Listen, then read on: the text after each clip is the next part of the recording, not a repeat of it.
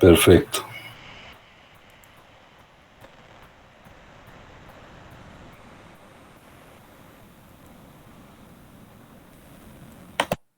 Bueno, vamos entonces a continuar con el metabolismo de los aminoácidos. Entonces, ya vimos estos que son de tres carbonos. Vamos a ver estos dos aminoácidos. En otros textos, entonces, están referidos o se analizan por los aminoácidos ácidos. Nosotros tenemos básicamente dos aminoácidos ácidos que son el ácido glutámico y el ácido aspartico. Eh, Profe, de repente sería interesante que usted mencione algo que a veces se maneja de manera indiscriminada. No sé si usted necesita el tablero o algo, pero es porque en los textos aparece como ácido aspartico o aspartato. Es decir, desde el punto de vista de los aminoácidos como tal, es lo mismo, es el mismo aminoácido. Lo que pasa es que lo diferencia es la especie química. Entonces, si usted menciona algo, ¿necesita el tablero o no? No, pero lo puedo decir aquí en un momentico. Sí. Es lo mismo que veíamos esta mañana entre amonio y amoníaco. Son pares conjugados. Cuando usted dice ácido aspartico, está hablando del ácido como tal, o sea, el compuesto que tiene un protón unido se llama ácido aspartico y es neutro, pero cuando usted dice aspartato es la base conjugada. Mejor dicho, estamos hablando de pares conjugados. Un par conjugado es ácido aspartico, aspartato. El ácido aspartico es el ácido y el aspartato es la base conjugada. Lo que pasa es que dependiendo del pH en que esté el compuesto, predomina o como ácido o como base conjugada. Por ejemplo, en el caso del aspartato y del ácido aspartico, en el pH de la sangre, al pH de la sangre predomina es como aspartato, entonces por eso siempre aparece aspartato. Déjeme un momentico, yo pongo aquí esto, profe, para que hablemos los diferentes casos, porque me parece importante, porque eso a veces lo manejamos, como le digo, desde el punto de vista funcional y eso, pues no tiene muchas implicaciones, pero desde el punto de vista químico sí. Ahí está, profe, para que de pronto le sirva. Usted va hablando y yo voy señalando. No, por eso, lo mismo pasa con el ácido glutámico. El ácido glutámico, lo que pasa es que el radical del ácido aspartico y el radical del ácido glutámico tienen unos pK muy bajitos. Muy bajitos, ¿qué quiere decir? Menos de 7. El pK del ácido glutámico es 3,8 del radical y el pK del ácido glutámico es, ahí Ahí de está, esta, profe. no, ahí está, vea. 219. Es, pero los pK del grupo R aquí son Ah, ya, 4,2 y ya. 3,6. Sí, perdón. Esos Cuatro con pK setenta tan y cinco bajitos, y 6. Ey, perdón, 12. co- Ay, perdón. No, a ver, no, el son de ácido abajo, glutámico, no, es que estamos hablando cuatro del con ácido dos y tres con glutámico seis. y el ácido aspartico. Ah, vea, los acá, ay, qué boba. Sí, 4,2 y 3,6. sí. Eso quiere decir que cuando están al pH de la sangre, que es 7,4, predominan es como base conjugada, o sea, predominan es como aspartato y glutamato. Exactamente, Por eso siempre se mencionan es como aspartato y glutamato. exactamente. Muy bien. Bueno, volvamos a la presentación. Bueno, entonces ya hicimos esas dos particularidades, pero aquí desde el punto de vista metabólico, realmente quien tiene relación directa son el aspartato y la asparagina. Primero que todo, quiero mencionar desde el punto de vista clínico algo que puede ser importante. La deficiencia de asparagina sintetasa y de asparagin-liasa realmente no son tan frecuentes. Esos son verdaderos, son errores innatos del metabolismo, pero son muy raros. Y pues por obvias razones, porque es que realmente son aminoácidos que el papel que tiene el metabolismo, casi que podríamos decir que son incompatibles con la vida. De pronto sí hay muchos, pero se mueren, ¿cierto? Esa es la razón, sí, la razón de fondo es que son, son incompatibles con la vida, pues la carencia de esos aminoácidos es prácticamente incompatible con la vida. Exacto.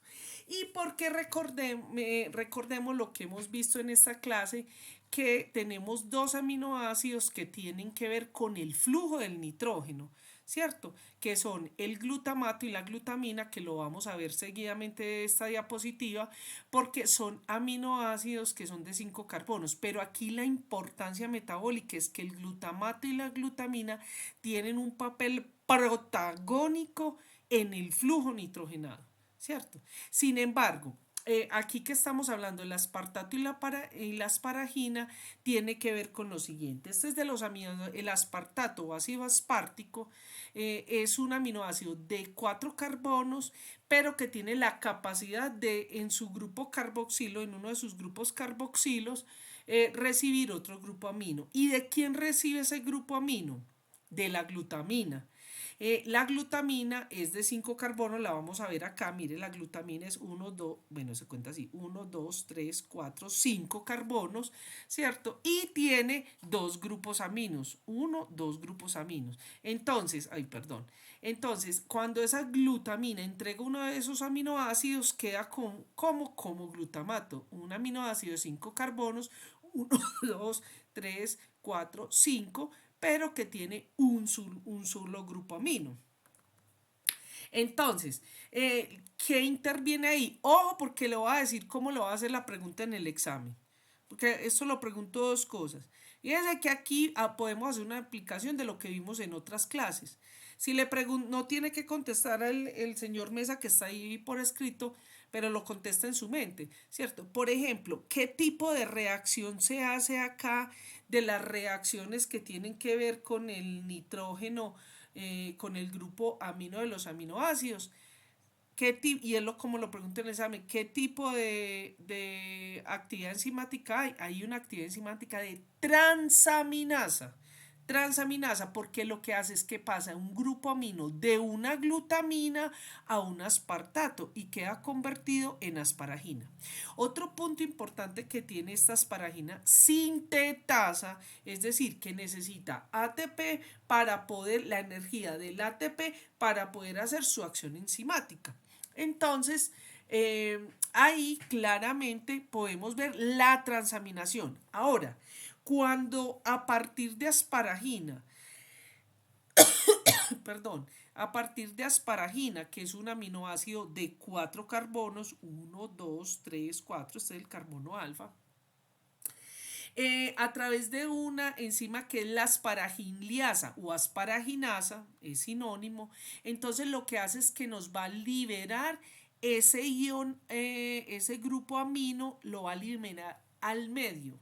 Libera al medio el grupo amino, y entonces ya sabemos cuál es la especie reactiva que va a ser predominante, que es el ion amonio. Entonces, cuando el sistema está direccionado hacia ese flujo de nitrógeno, esta acción aspartato-asparagina va a ser muy importante, ¿cierto? Para poder hacer partícipe de ese flujo del nitrógeno. Vamos a estos dos que son los que yo cariñosamente llamo los metiches, porque si nosotros vamos a ver todo el ¡ay, perdón! Un momento, que se me olvidó decir una cosa muy importante sobre las asparaginas sintetasa y la asparaginasa. Como estos estas enzimas, los aminoácidos y las funciones que hacen desde el punto de vista del nitrógeno, o sea, del grupo amino, son tan fundamentales, pues tenemos cero isoenzimas que hacen la misma función, pero que se expresan en diferente tejido. Así tenemos entonces asparaginasas que son del riñón, tenemos unas que son del del enterocito, y otras que las tenemos en el hígado. Son la misma enzima, son isoenzimas, es decir, que son la misma enzima con la misma función, pero que la expresión génica se da en cada célula.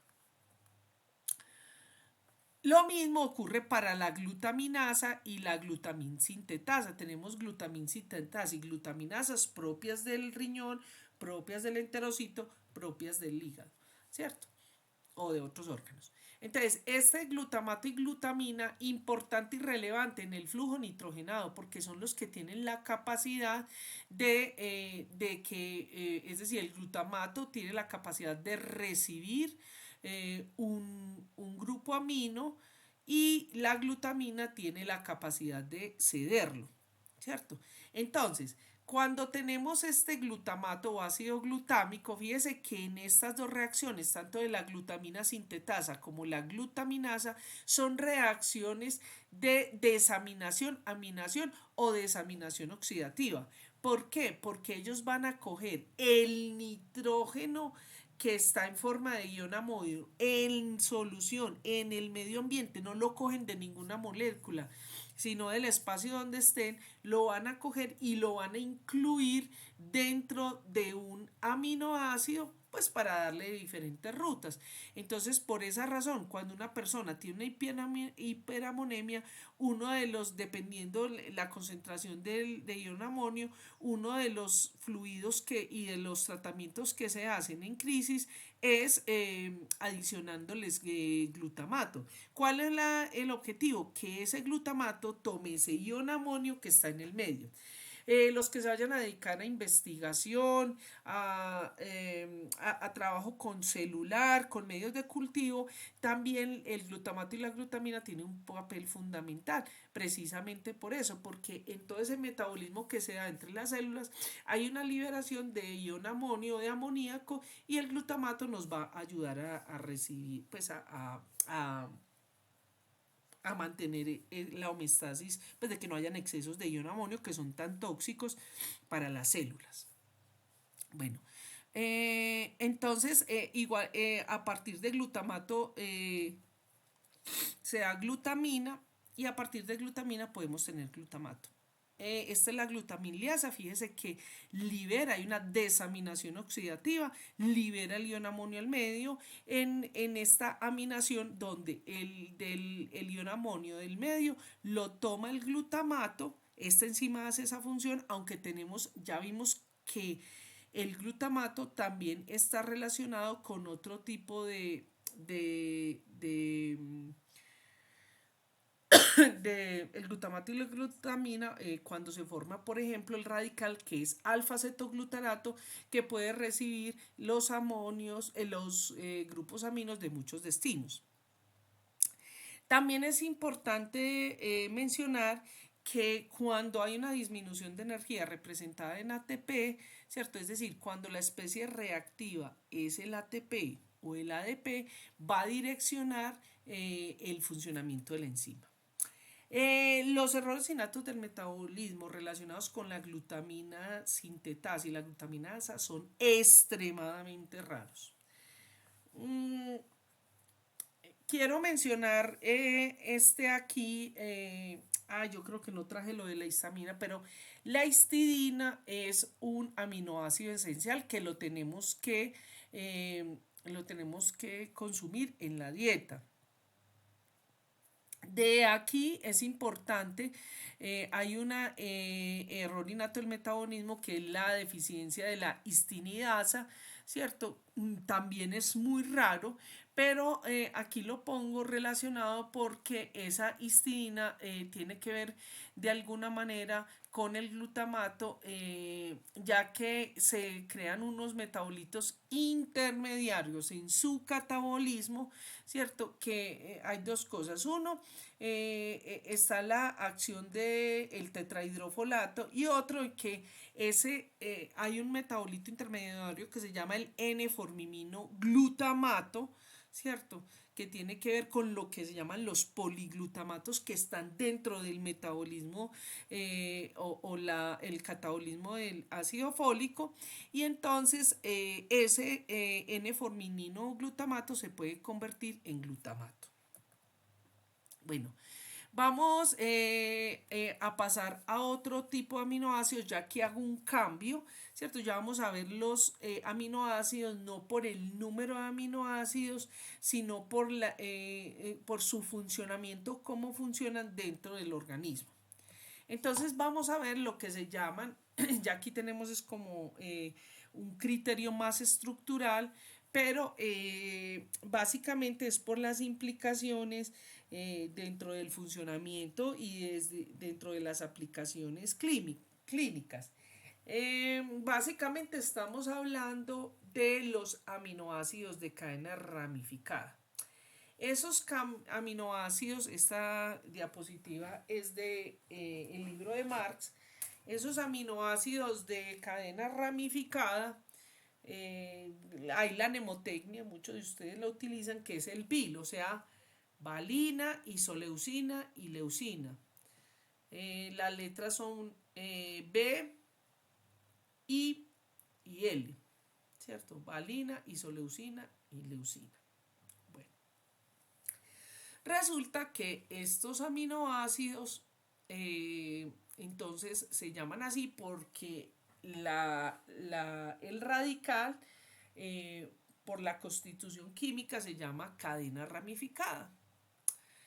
Resulta que cuando se van a catabolizar estos aminoácidos, entonces tenemos como primera acción una transaminación. Antes de empezar a ver este metabolismo, aquí no voy a entrar en todo el detalle bioquímico porque son un poquito largas y dispendiosas, sino que lo voy a hacer más orientado hacia aplicaciones clínicas. Entonces, estos aminoácidos ramificados, la primera reacción a la que se están expuestos y que son enzimas de acción bidireccional son unas transaminaciones. Esas transaminaciones básicamente, y que es un punto muy importante desde el punto de vista clínico, y es que al quitar ese grupo amino quedan convertidos en cetoácidos. Y ya vamos a ver las implicaciones que tiene eso clínicamente. Incluso la utilización de estos aminoácidos en los deportistas, en la actividad física, sigue siendo muy controversial. ¿Por qué? Justamente porque en ese catabolismo se pueden producir estos cetoácidos y en el caso de la leucina se presentan algunos isómeros como por ejemplo este cetoisocoproato que son supremamente tóxicos y a largo plazo esos cetoácidos y esos isómeros pues se eliminan por orina y pues realmente no existe un estudio a largo plazo que nos diga cuál es el daño que tiene a nivel de renal. Bien.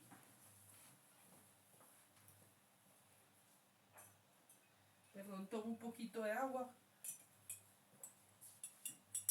Entonces, esos cetoácidos, resulta que existe un complejo enzimático, como el que vimos de la hiperglicinemia no cetósica, que se llama la alfa-cetoácido deshidrogenasa. Eso lo voy a preguntar en el examen. Los pregunto en el examen. La alfa-cetoácido deshidrogenasa. Ese complejo enzimático funciona para los tres aminoácidos, el mismo complejo enzimático. Entonces, lo que hace esto es una descarboxilación oxidativa. Cuando esta enzima está deficiente, entonces produce una enfermedad que se llama la enfermedad de orina con olor a jarabe de arce o jarabe de arce. Entonces, ¿qué sucede? Que como está deficiente la enzima, por un lado, se van a aumentar los cetoácidos, o sea, va a haber una cetosis, y por otro lado, los isómeros que están en este catabolismo, sobre todo los de leucina, perdón, entonces tienen una gran afección en el sistema nervioso, dañan el sistema nervioso, además de la falla energética que hace. Entonces, bueno, ya vamos a ver un poquito sobre la enfermedad. Quiero puntualizar unos aspectos con respecto a la parte de metabólica de la vida. Entonces, si nosotros vemos aquí la valina, tiene una serie de reacciones, ¿cierto? En esas reacciones tenemos implicados coenzimas reductoras tipo NADH y FAD, y uno de los productos es el propionil coenzima A. Es decir, tiene que estar relacionado tanto la valina como la isoleucina con la producción de estos ácidos que se llaman ácidos orgánicos. Entonces, en este curso no lo vamos a ver, pero los que entren a errores innatos del metabolismo, hay un grupo de enfermedades que se llaman las acidurias orgánicas y tienen que ver con enzimas que están deficientes en este metabolismo de estos ácidos, porque esa acumulación de estos derivados pues tienen muchas implicaciones, producen unas patologías que son realmente complejas. Aquí nosotros podemos ver entonces que por ejemplo, la valina, cuando vimos el grupo de división entre cetogénica y glucogénicos y cetogénicos, aquí claramente podemos ver que la valina es glucogénica. Miremos la isoleucina. La isoleucina en su catabolismo va a producir entonces, va a producir acetilcoenzima A y propionilcoenzima A, que finalmente el propionilcoenzima A va a catabolizarse hacia derivados que tienen que ver con gluconeogénicos y el ciclo de Krebs, y el acetilcoenzima A, que es precursor para la producción pues, o cuerpos cetónicos. Entonces la isoleucina es tanto cetogénica como glucogénica. Analicemos la leucina. La leucina es el único aminoácido que es única y exclusivamente cetogénico, porque sus derivados final, es decir, en los diferentes metabolitos que se producen, todos van a ir hacia la producción de acetilcoenzima A y acetoacetato, o sea, cuerpos cetónicos. Por eso, la leucina es el único aminoácido que es cetogénico. En el metabolismo de la isoleucina y la leucina también intervienen entonces coenzimas reductoras tipo NADH y FADH. Entonces aquí quiero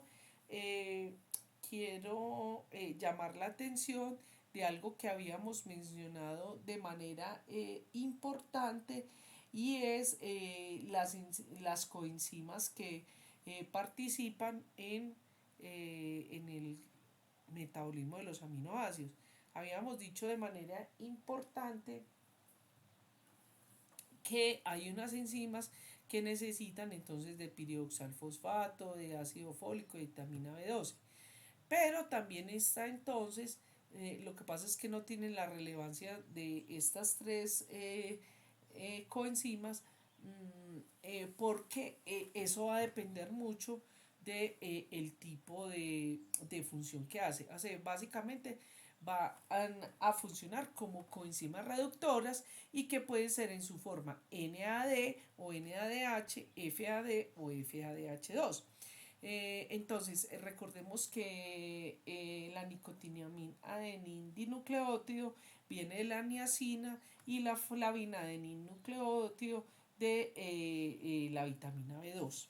Bueno, ahora vamos a entrarnos un poquito en la aplicación clínica de los aminoácidos de cadena ramificada. Entonces, Aquí pongo varias cositas en los manejo de las diferentes maneras que hay en la literatura. Literalmente, como se llama en inglés, es como está aquí. Enfermedad de la orina de jarabe de arce. Arce es maple en inglés. Sirup es jarabe.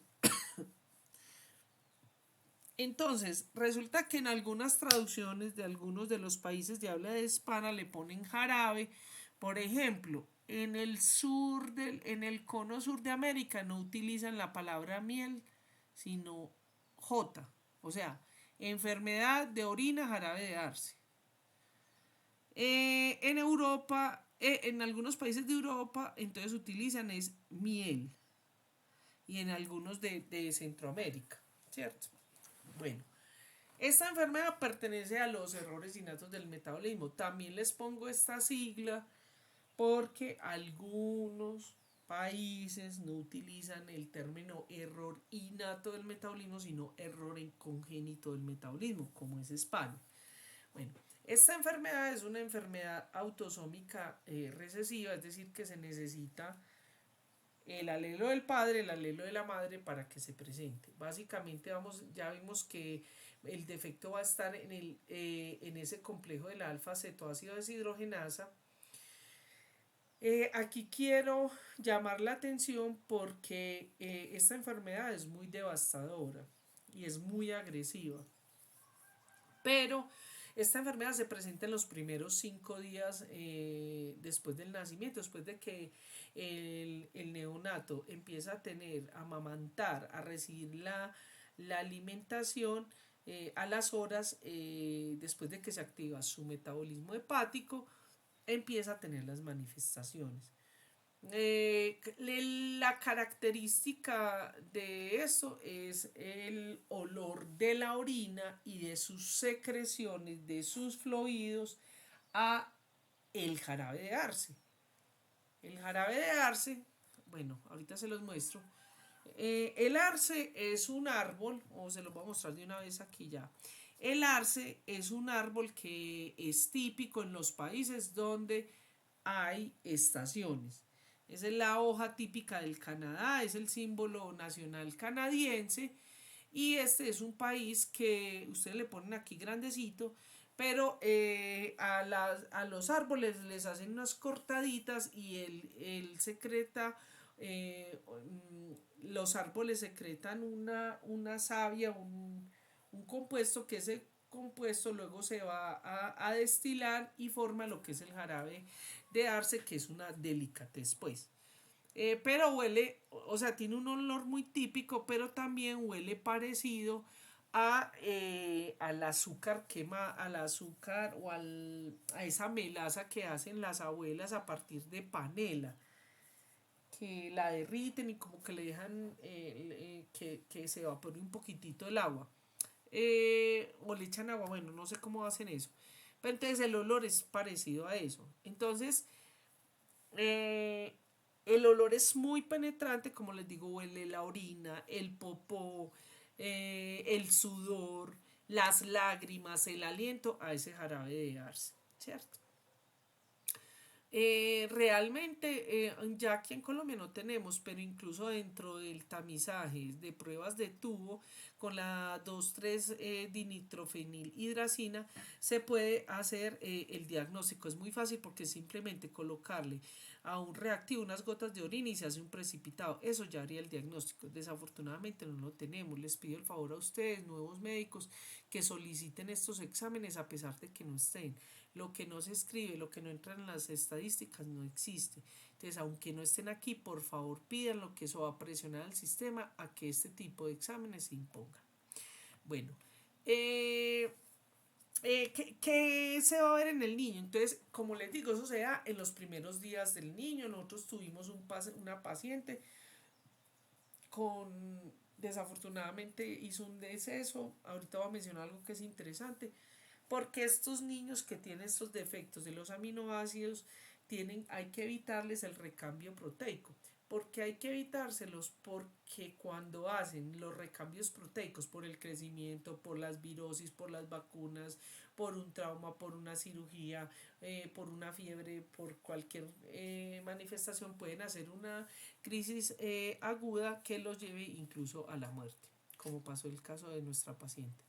Entonces, estos niños básicamente tienen un vómito muy severo, ellos viven adormilados, no quieren comer, pero rápidamente cuando tienen la ingesta hacen una acidosis, una cetosis y por lo tanto tienen una deshidratación.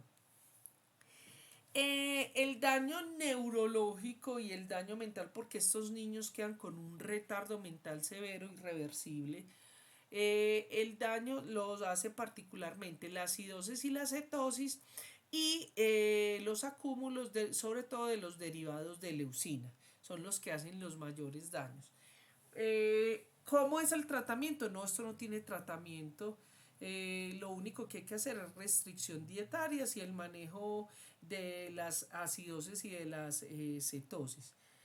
En todas estas enfermedades, entonces están este tipo que son se llaman, aquí en Colombia le dicen leches o en el resto de países les dicen fórmulas. Son tarros como los tarros de leche de mamá, con la diferencia de que un tarro de estos vale más o menos 800.000, 500, 800.000 pesos y eso les dura 10 a 15 días. Y eso tiene que ser vitalicio. Recordemos que hay que proteger que el niño tenga su crecimiento y desarrollo, como se le hace una restricción dietaria importante, entonces pues hay que suministrarle los otros aminoácidos. Este es un niño que nació con en la enfermedad de jarabe de arce, pero fue detectado a tiempo, se le hace la restricción proteica, se le dan los suplementos y es un niño contento, feliz, que se para, que camina, que se ríe. Esta foto que siempre la muestro que es muy dramática porque esta foto es de una niña con jarabe de arce. Aquí tiene su alimentación nasogástrica. ¿Qué pasa? La niña a las horas de haber pues, de que se diagnosticó y de esta foto la niña se murió y básicamente porque hizo una fiebre, un recambio proteico por la fiebre y se murió. Bueno, punto de aparte, vamos a pasar a otro aminoácido. Hay otro grupo de aminoácidos que se llama... Natalia, Dígame. qué pena, el señor Tomás se retiró porque tenía otra clase a las 4. Ay, bueno, profe, tranquilo, si usted quiere también. No, yo no tengo ahora nada de clase ni nada. A ver, Yo sigo yo... con usted. Ay, yo no puedo creer que voy en la UCI y es hasta las 54, ay santo. Bueno, profe, pero es para que no la tengamos que hacer el lunes, profe. No, está muy bien, no, sigamos, sigamos. Pues le quería comentar eso porque él se despidió. Pues porque es que si no le tocaría a usted hacer las otras clases, o sea, por No, la mañana y por está la bien, tarde. Natalia, continuemos, continuemos. Listo, muy bien. Eh, Apenas llevamos 35 minutos. De pronto si está muy cansadito por ahí en media hora hacemos un break. Bueno, Listo, listo. entonces vamos a ver ahora lo que se llaman los aminoácidos aromáticos. Y se llaman así básicamente porque en su radical... Un momentico, pongo el señalador. Profe, yo no le he preguntado si usted tiene que decir algo, comentar. Ay, qué pena. No, cuando tenga que decir algo yo la interrumpo. Bueno, listo. Lo que pasa es que estoy hablando como muy rápido. No, está muy bien, todo muy bien. Bueno, profe. Bueno, entonces, se llaman así aminoácidos aromáticos porque en su radical pues tienen un anillo aromático. Esto que vemos aquí es un anillo de benceno, lo que usted lo vio por allá en química, en el colegio, no sé dónde. Entonces miremos qué interesante. Fíjese que esta es la fenilalanina. Fíjese que es este amino, es este anillo aromático, que es lo que le falta acá para que sea tirosina, este OH. ¿Y eso quién lo hace? Lo hace una enzima que se llama la fenilalanina hidrolasa, que lo que está haciendo es ponerle a este compuesto, si ustedes analizan desde el punto de vista estructural, fíjense que es el mismo aminoácido, tiene el mismo compuesto, tiene la misma organización, solo que aquí tiene tiene este OH. Bueno, entonces, resulta que en este catabolismo es muy importante porque aquí podemos tener 5 tipos de diferentes errores innatos del metabolismo. Entonces, la fenilalanina es un aminoácido esencial, es decir, nosotros necesitamos consumir la fenilalanina, nosotros no podemos producirla. Pero es tan interesante la evolución que esa fenilalanina en sí misma puede llegar a ser, si está por encima de los niveles que podemos tener, puede llegar a ser en un momento determinado muy tóxica. Y eso se ve claramente en las pacientes que tienen fenilalaninemia, ya les voy a explicar, o sea, aumento de fenilalanina en sangre, pero no tienen fenilcetonuria, que es eliminación de derivados de fenilcetónicos de fenilalanina en orina. Entonces, esa fenilalanina se convierte en teratogénica en las mujeres embarazadas, o sea, mujeres con fenilalaninemia. Bueno, entonces, la fenilalanina, básicamente, la primera reacción que les voy a explicar primero esta gráfica, pues que es editada por mí, lógicamente así no viene en la bioquímica de Matthews. Me gusta porque tiene un poquito de estructura, tiene las principales reacciones, pero como ustedes verán, también lo complemento con otras gráficas con el fin de ilustrarles. Entonces, cuando la fenilalanina hidrolasa le pone SOH, se convierte en este aminoácido aromático que se llama tirosina. Y aquí viene un punto muy importante porque ustedes saben que la tirosina, como les voy a mostrar más adelante, vamos a ver si está aquí inmediatamente. Oh, no, así aquí está. Lo vamos a poner de una vez. La tirosina es muy importante porque la tirosina es un precursor para muchos de estos compuestos que son fundamentales, como el dopa, como la melanina. Y eso es interesante saberlo porque es una de las razones por las cuales los pacientes que tienen deficiencia de fenilalanina hidrolasa son despigmentados. ¿Por qué? Porque tienen disminución, es decir, la tirosina se convierte en un aminoácido esencial, hay que proveerlo a estos niños y por esa razón entonces no tienen melanina. Ahorita lo vamos a ver de manera más explícita. Bueno, seguidamente entonces vamos a ir viendo las otras reacciones, pero como introducción quiero decirles que esa fenilalanina finalmente se convierte, su catabolismo, los metabolitos finales van a ser el fumarato, que lo vimos en el ciclo de Krebs, y el acetoacetato, que es cuerpo cetónico. Entonces, por eso estos aminoácidos, tanto la fenilalanina como la tirosina, son glucogénicos y son cetogénicos. Bueno, también quiero decirles que aquí existen otro grupo de enfermedades que son lo que se llaman las tirosinemias.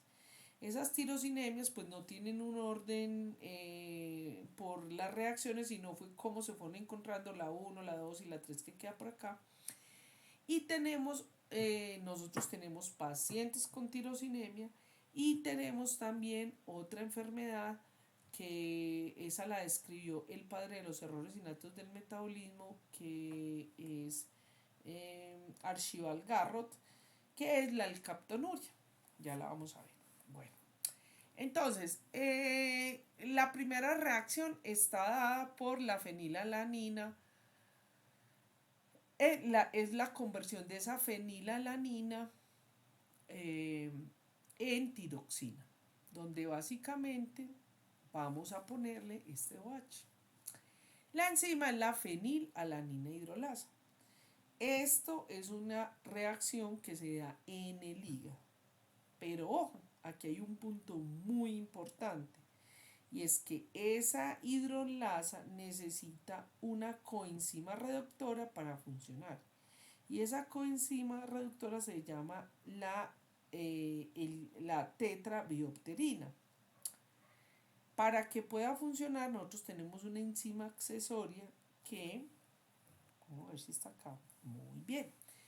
Tenemos una enzima que va a convertir la dihidropterina, dihidropterina BH2, lo va a convertir en tetrabiopterina. Esa enzima se llama la dihidropterina reductasa. ¿Y eso qué tiene que ver en esto? Pues que cuando hay deficiencia de la fenilalanina hidrolasa, se va a producir una enfermedad que es la enfermedad más frecuente en el mundo, que yo pues no sé por qué, pero yo creo que es pues no sé qué opinará el profesor Burgos, pero es porque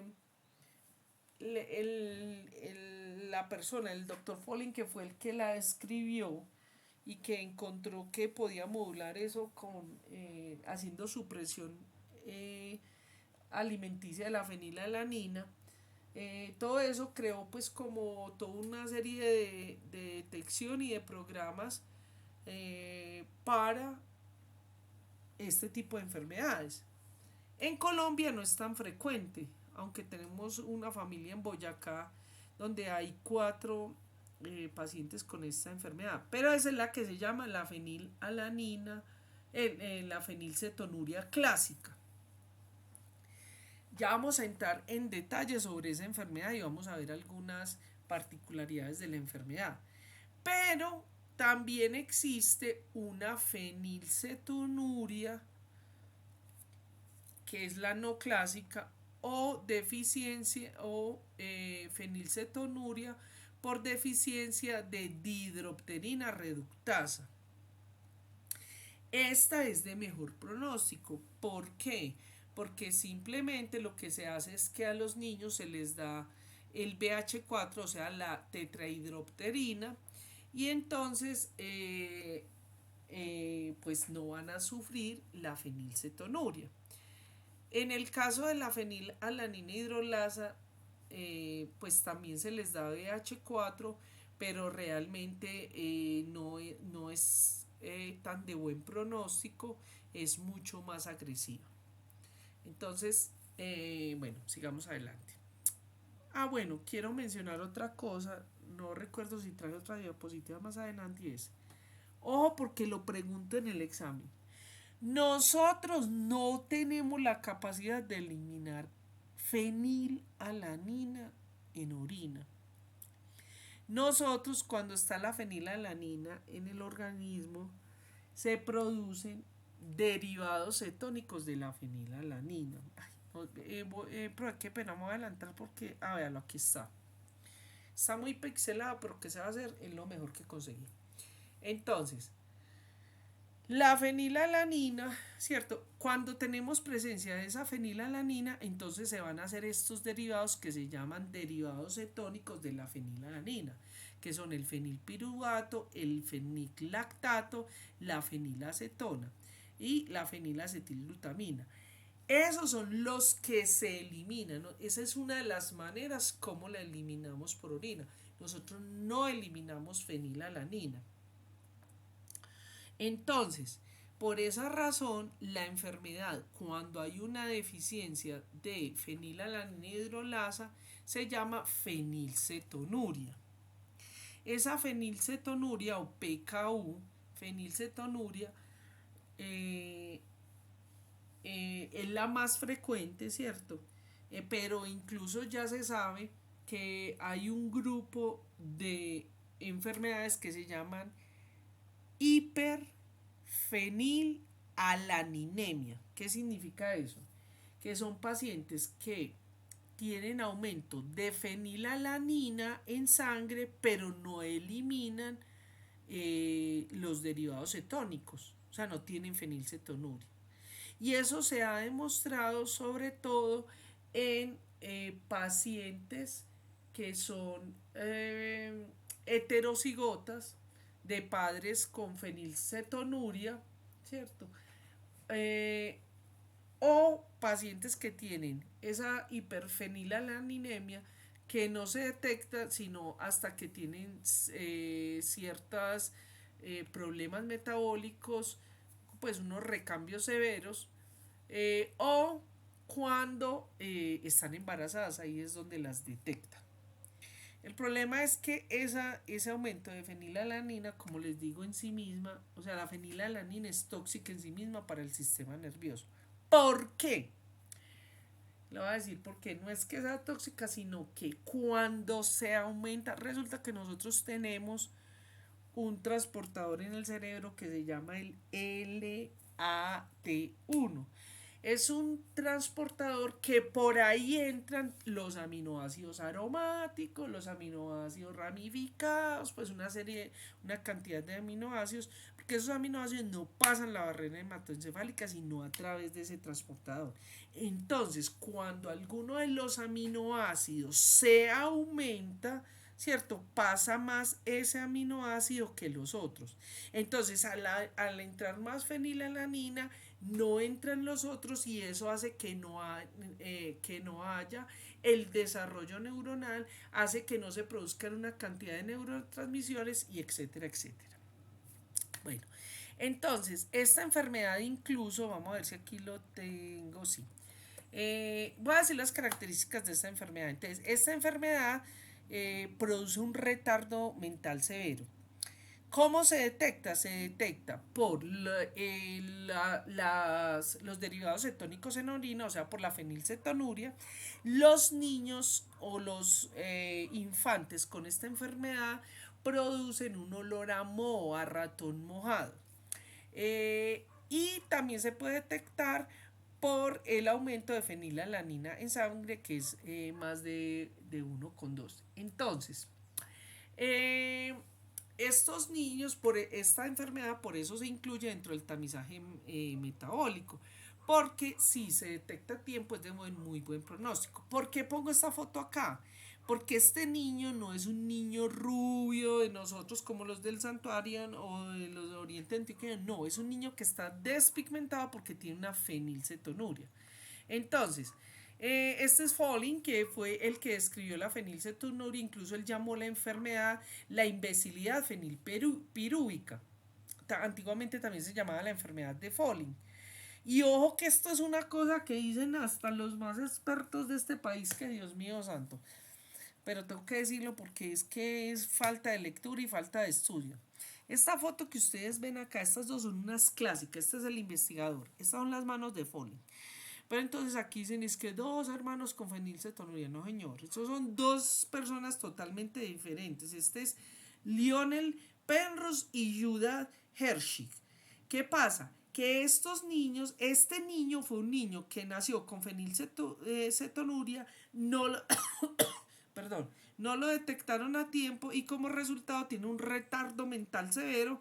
Imaginen que ni siquiera tiene sostén, o sea, para tomarle la foto él lo tuvo que tener. Miren cómo tiene las manos, la mirada perdida, esto es como una especie de matica. Mientras que Judah fue una niña que fue detectada a tiempo, se le hizo la restricción dietaria de la fenilalanina y como resultado tenemos una niña completamente feliz. Mire, la tiene sostén cefálico, está sentada, le dicen sonría para la foto y sonríe. Entonces, eso hace la diferencia en estas enfermedades. la detección a tiempo y la supresión del metabolito que puede producir la enfermedad. En algunos países como Canadá o algunos países europeos, esta enfermedad está en alta frecuencia. Estos son, por ejemplo, aquí traigo, estas son fotos clásicas también que voy a presentar, porque aquí claramente vemos una familia caucasoidea, o sea, blanca, que a pesar de que es caucasoidea, ellos son de pigmentación en vellos y cabellos oscuro, negro, pero tienen su hermanita o su hija que es rubia. Y es rubia porque tiene fenilalanina. Estos niños desde pequeños los enseñan a que no pueden consumir alimentos ricos en fenilalanina, sobre todo alimentos de origen animal, o también algunos alimentos como ciertas leguminosas que son ricas en fenilalanina y no las pueden consumir.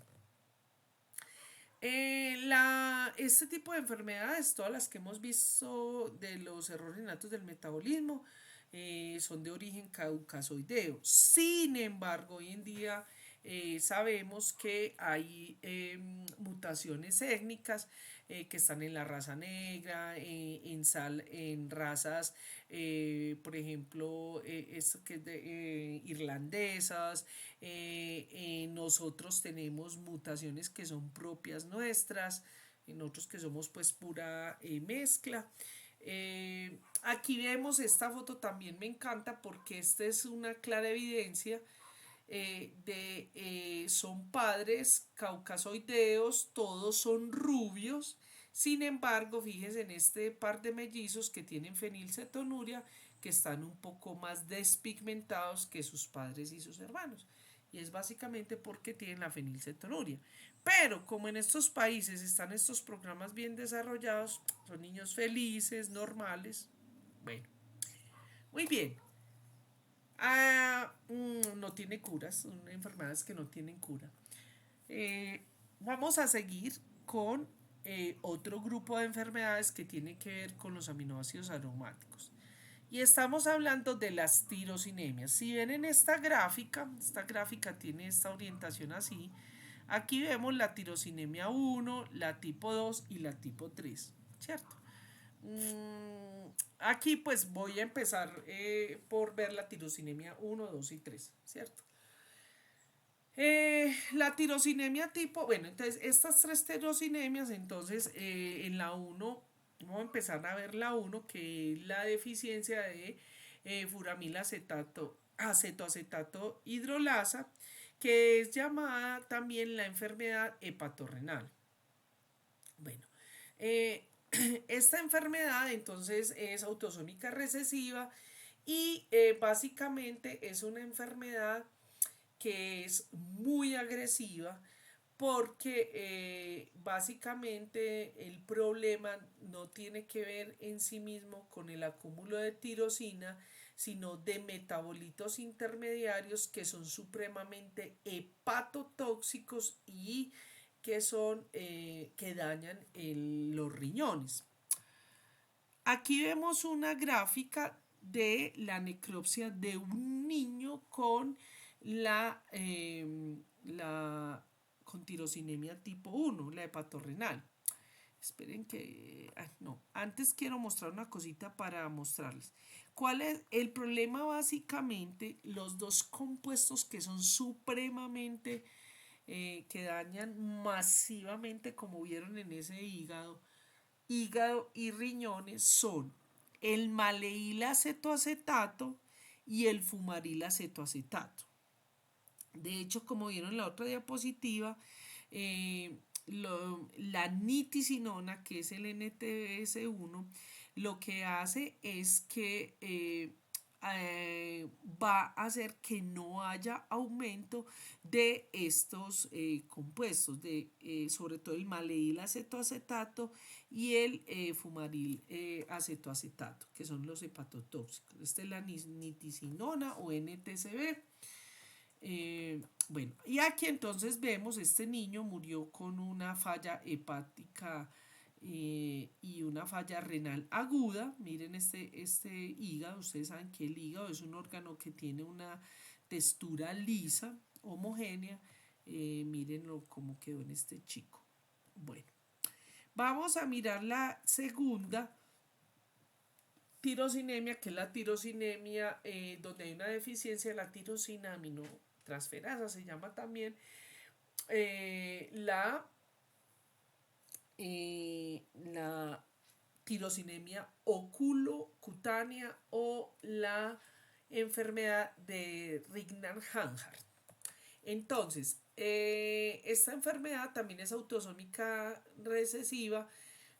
Esas fotos que ustedes ven son fotos que lo hace que yo doy estas clases, presento las mismas fotos, porque realmente en la literatura no hay más fotos que hagan referencia a estas enfermedades. Pero son muy ilustrativas porque no está muy claro, no se sabe muy bien por qué esta enfermedad afecta los ojos y la piel. Sobre todo, la sintomatología se presenta en las palmas de las manos y en la planta de los pies. No se sabe, no hay una descripción por qué pasa eso. También a veces tienden a tener una pigmentación amarillosa en en la piel. Ahora, lo que sí se sabe es en los ojos, porque incluso pueden llegar a nacer con ellos, y ese sí está descrito, es supremamente devastadora, realmente puede llevar a afectar el desarrollo mental de manera importante. Este es un clásico que es, como ustedes ven, del 92.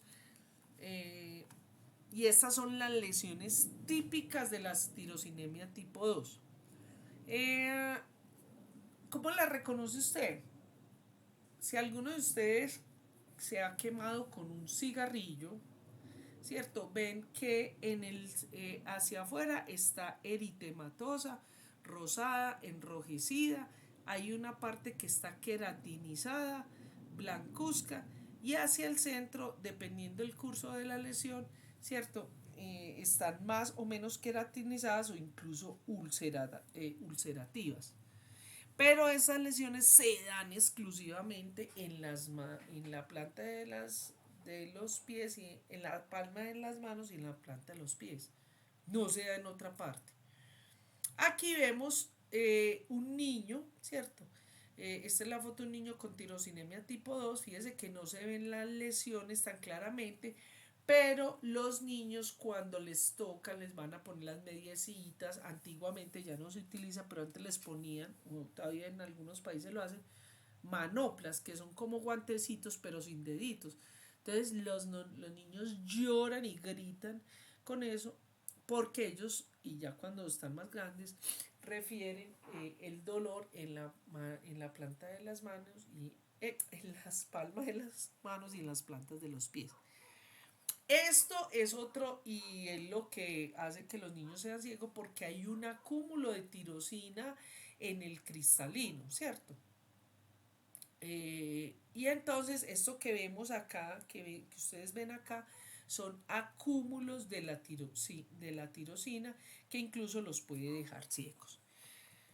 No tiene tratamiento, el único tratamiento es restricción dietaria de alimentos ricos en tirosina.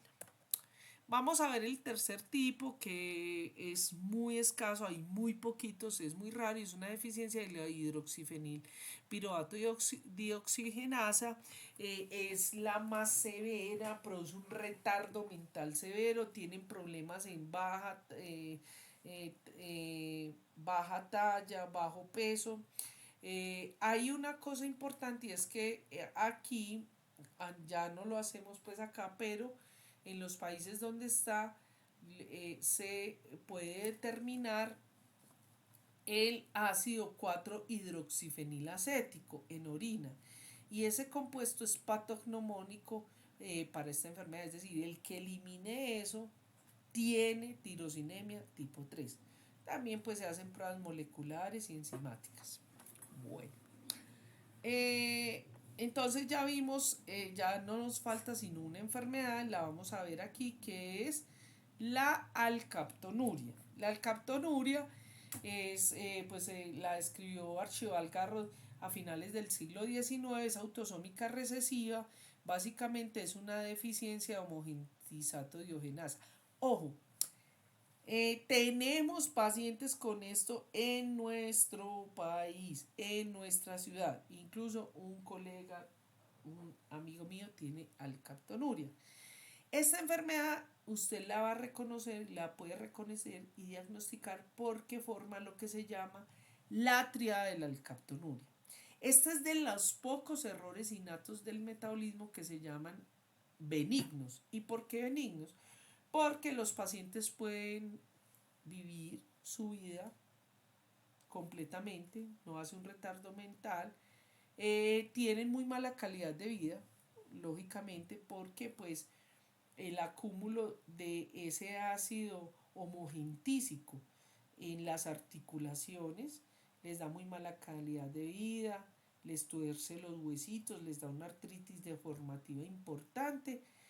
Los dolores son muy intensos, generalmente estos pacientes se vuelven dependientes a los opioides, entonces pues es una muy mala calidad de vida, pero pueden llegar pues a trabajar y vivir bien con sus limitaciones. Entonces, la pregunta en el examen, la tríada de la alcaptonuria es que tiene orina oscura, ocronosis, que es pigmentación de tejidos blandos, y artritis. ¿Cómo se identifica? Por la determinación de ácido homogentísico en orina. ¿Cuál es el tratamiento? No tiene tratamiento, es restricción dietaria y manejo de sintomatología paliativa. Sobre todo lo que vienen siendo las manifestaciones artríticas representadas pues en los dolores. Aquí tenemos la ocronosis.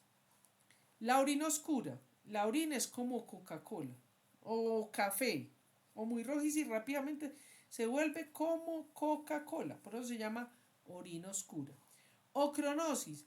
La ocronosis es pigmentación de los tejidos. Entonces usted ve en el pabellón auricular, usted lo ve en las escleras. Más aún, incluso el amigo mío fue diagnosticado así. Estaba jugando fútbol, tuvo una ruptura de meniscos, fue a cirugía, lo abrieron, él era un tipo común y corriente, normal, médico, era incluso director o gerente de una EPS, lo abrieron y cómo se puso así se puso la rodilla, es decir, se pigmenta. Y entonces, esa es la ocronosis. Ahora usted lo puede ver, se pueden ver manchas en el pabellón auricular que hay de muchas formas. Las más parecidas son de una tonalidad gris, pero tenemos incluso cafés y grises. Lo mismo las pigmentaciones en las escleras, se ven como especie de lunares que pueden ir pero no son terigios. Ojo que no son los terigios. Son manchas que van desde café, desde grises, negras, incluso hasta color café. Esa es la ocronosis. Y la artritis, pues lógicamente que es muy doloroso y se acumula el ácido homogentísico que se convierte como en una especie de cristales que se depositan en las articulaciones y por eso es tan doloroso y es deformativo. Bueno, punto y aparte. Profe, ¿puedo seguir? A 2, a 3, a 4. Sí, Natalia, siga. Vamos para 4 horas pues, pero bueno. Siga, Natalia. Es para que acabemos esto. Vamos a entrar a otro metabolismo y donde tenemos básicamente, ahí están implicados eh, dos aminoácidos que son muy importantes por muchas razones que iré mencionando, que son la metionina y la cisteína. Habíamos visto que la cisteína es un metabolito, es un aminoácido de 3 carbonos, pero ahorita vamos a hacer referencia a eso. Lo primero que tengo que decir es que la metionina es un aminoácido que tenemos que consumir en la dieta. Hay que consumirlo en la dieta y y ay, me permite qué pena, profe, si vamos a tener que hacer un pequeño break. Bueno, listo. Sí, de 5 minuticos, es que está como empezando a lloviznar y tengo unas cositas que Listo, tengo que listo, sacar afuera. Cinco listo, minuticos. Sí, listo. bueno, voy a dejar, a interrumpir la grabación.